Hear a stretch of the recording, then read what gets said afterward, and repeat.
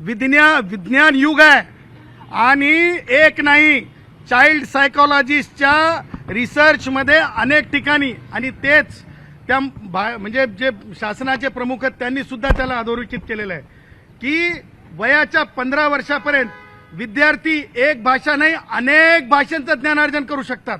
आणि तुम्हाला सांगतो, एका उदाहरणामध्ये सांगण्यात आलंय जेवढी हार्ड डिस्क कम्प्युटरची असते त्याच्यापेक्षा जास्त वयाच्या 15 वर्षापर्यंत आपला जो मानवी मेंदू असतो तो संग्रह करू शकतो, समाविष्ट करू शकतो माहितीचं।